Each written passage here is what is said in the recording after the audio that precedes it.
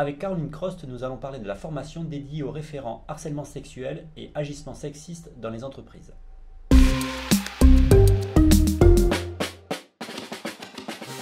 Bonjour Caroline. Bonjour Franck.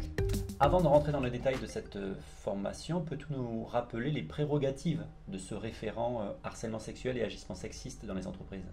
Alors ce référent a pour but de permettre de mettre en place de la prévention dans l'entreprise, main dans la main avec l'employeur bien souvent, de manière à ce que ce soit bien pris en compte dans l'entreprise. On attend de lui beaucoup de prévention et puis après également de pouvoir faire remonter des situations de harcèlement qui peuvent exister dans l'entreprise de manière à pouvoir y mettre un terme.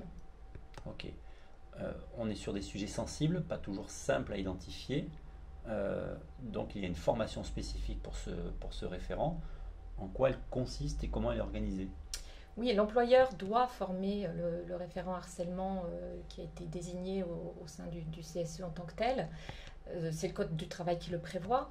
Et cette formation se fait sur une journée et elle a pour but de permettre finalement au référent de comprendre bien les notions qui se distinguent du harcèlement sexuel. Alors quelles sont les différentes notions justement? On va avoir le harcèlement moral qui n'est pas du harcèlement sexuel puisque on ne touche pas aux mêmes notions finalement, même si c'est quelque chose de très courant dans l'entreprise. On va avoir des injures à caractère sexuel ou pas, mais on est sur des choses un petit peu différentes.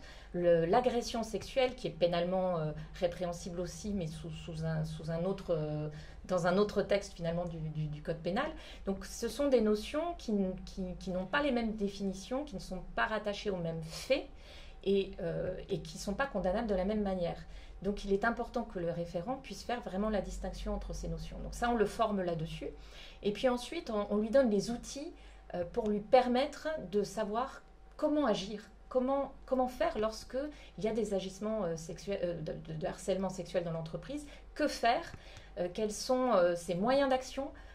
Par qui il peut se faire accompagner? Parce qu'il n'est pas seul. Il y a l'inspection du travail, il y a la médecine du travail, il y a des avocats, il y a des assistantes sociales éventuellement qui peuvent l'accompagner également. Ce qu'il faut bien comprendre, c'est que ce référent est bien entouré. Et donc, à partir du moment où on lui donne ces outils-là, il peut agir de manière très concrète et efficace. Et donc après, ce que l'on fait, c'est dans le cadre de cette formation, c'est que l'on propose des petits quiz déjà pour voir si les notions sont bien comprises et des cas pratiques pour se mettre en situation et voir comment finalement, à partir des éléments qu'on a donnés au référent, comment il va pouvoir, qu'est-ce qu'il va pouvoir proposer comme moyen d'action pour mettre un terme à la situation qu'on lui présente. Je suppose qu'une des inquiétudes légitimes de ces référents, c'est de savoir de quelle façon est-ce qu'ils sont protégés? Oui, ils sont protégés. Tout salarié est protégé finalement lorsqu'il dénonce des agissements sexuels parce qu'on ne pourra pas l'accuser de diffamation. Il est protégé de ce côté-là. La diffamation ne s'applique pas dans ce domaine-là. Très bien. Merci beaucoup Caroline. Avec grand plaisir.